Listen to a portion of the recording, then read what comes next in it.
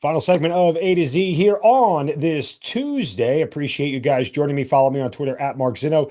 Again, follow Locked On Sports Atlanta on Twitter at Locked On ATL. Check out all the great shows in our Locked On Atlanta lineup. A to Z hitting hard with John Chuckery, ATL Day Ones with Jarvis Davis and Benitra Batiste. Also the great Grant McCauley Braves postcast. Of course, Locked On Hawks and Locked On Falcons as well, all right here on Locked On Sports Atlanta. Thank you guys for making Locked On Sports a part of your daily routine. Wrapping things up here, more Falcons talk as we are getting closer to the draft, less than 10 days away now. And I am getting more and more into this and excited about what the Falcons are going to do. And as I continue just to kind of get as much research and as much, information about the draft as I can. And I think the staff of The Athletic does a superb job. I love all the writers there. I think they're very good, both for the Atlanta city itself and the national writers that are there.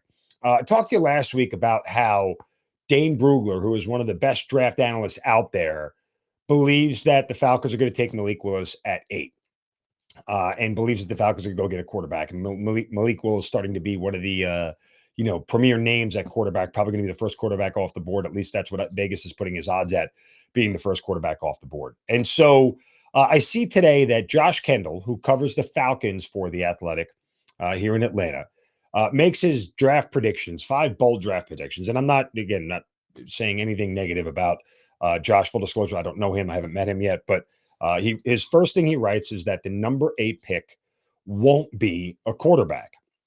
And let me give you his reasoning. It says Liberty's offense was RPO dependent, and that's going to take some time for Willis to adjust to a pro style offense. There's no guarantee that he will. He calls him a project. Missing on a quarterback, Willis or anyone else with a top 10 pick, which at this stage would significantly hamstring the rest of the Falcons' rebuild. I can't see them taking a chance on any of these crop of quarterbacks, particularly with potentially elite guys such as CJ Stroud, Bryce Young, looming in 2023. Okay. It does say, however, in the second round that if Desmond Ridder's around at 43, the Falcons might be tempted to take him. I told you repeatedly again, you can't play the I'll wait till next year because that quarterback class is better as a draft philosophy. That's a failing draft philosophy. It just is. There's never a good draft philosophy that involves wait till next year. The draft philosophy is about what is in this draft each year in a vacuum. You can't forecast anything else out. You have to deal with what's in front of you, take the best pick you can at the spot where you're supposed to go, given the information that you have.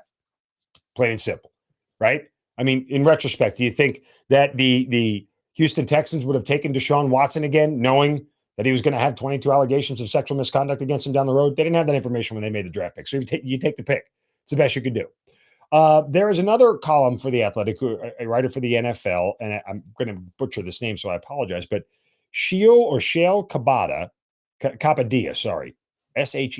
Kapadia, writes the 10 NFL draft commandments, how to maximize chances for success and avoid disaster. And the first 3 are the ones that I want to focus on, particularly 2 and 3. The first one, don't be overconfident in your ability to evaluate talent. That makes a ton of sense, right? I mean, you have to understand what your strengths and weaknesses are. There are a lot of teams that struggle to evaluate talent at certain positions. The Ravens forever have struggled at quarterback. The Giants have struggled at linebacker. The Falcons have struggled in the trenches. Like, these are things that, GMs have blind spots. Every GM has blind spots. Good ones and bad ones. They all have blind spots. They just miss in certain spots. So I think that's understandable. That said, let me get to 2 more of the rules. One of them is only take big swings when targeting a quarterback. Hello. I mean, you're taking a big swing at 8 on a quarterback. That's what you're supposed to do, right? You don't take a huge swing on a left tackle. That left tackle better be Jonathan Ogden or Orlando Pace, and you better know that, right? If you're going to take a defensive interior lineman, you better be Aaron Donald, and you better know that.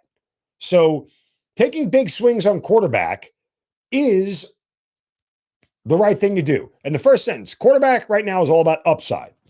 If you're looking for competency, you can't find it at a relatively inexpensive cost. Exactly. Competency at quarterback is easier than ever to find. It's never mattered less. But if you don't have a top-level guy, you're going to have difficulty achieving sustained success, which is what every franchise is chasing. Yeah. If you don't have a top-level guy, you're going to have difficulty achieving success. Duh.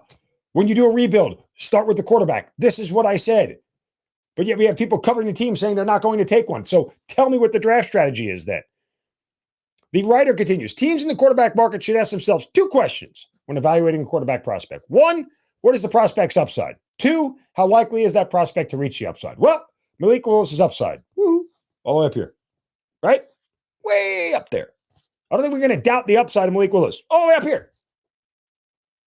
What is the likelihood that they can reach that upside? Well, that sort of leads to the next rule in the commandment of drafting, which is right here. Properly assess the abilities of your coaching staff. Do you have the right coach to develop the talented quarterback? Hello again. Isn't that why you brought Arthur Smith here? Because he rejuvenated Ryan Tannehill's career, because he brought an offense that was unique, that was effective, that was the perfect combination of running and passing, that had a power run game, had big, strong wide receivers on the outside, had a quarterback with a big arm. Isn't that the reason that Arthur Smith got this job? Because of his ability to be able to create that offensively? Now, if you're passing on a quarterback, and particularly Malik Willis, who's, again, projected to be the first quarterback off the board if he doesn't go, you're saying one of two things. Malik Willis doesn't have upside, or our coaches can't work with him. Our coaches can't make him better because of what his skill set is, because that's not what our coaches do well. That's what that says to me. I trust Arthur Smith. What Arthur Smith did last year, going 7-10, honestly, it was nothing short of impressive. You can't think otherwise. You can't feel otherwise. You weren't paying attention. That roster sucked. It was bad. And somehow he managed to squeeze 10 games out of it with an offense that couldn't even average 20 points a game. Somehow he managed to squeeze, 7 wins out of that team. So I don't get it. I mean, for me, it's one of those deals where I trust Arthur Smith. And if you give him a quarterback like Malik Willis, I trust the fact that he can coach him up. And like I said, and I'll say it repeatedly, if you miss with Malik Willis, just go draft another one next year. What is the loss? Swing big again. Do the Babe Ruth thing. Swing a big miss on first strike, boom. Swing big miss second strike, boom. I mean, you might hit a home run. I don't know what to tell you. Like, there's no other way around this. You have to address the quarterback first. It's troublesome to me that is not the opinion, or at least what I'm perceiving from people who are covering the Falcons on a routine basis. It's troubling to me that the people that they talk to don't want to execute that same philosophy. That, to me, is problematic going forward. Final thought here. Freddie Freeman last night hits a home run in his first at-bat against the Braves, and boy, was he emotional. Petty Freddie. I'm happy for him. I hope your Braves fans are happy for him. Wasn't happy the Braves lost last night, but hope you guys are happy for him. And can we please stop overreacting to the Braves having a sluggish start? Please, this is still going on, and it's getting very, very frustrating. Okay? They haven't even played at 10% of the season yet. Can we just stop?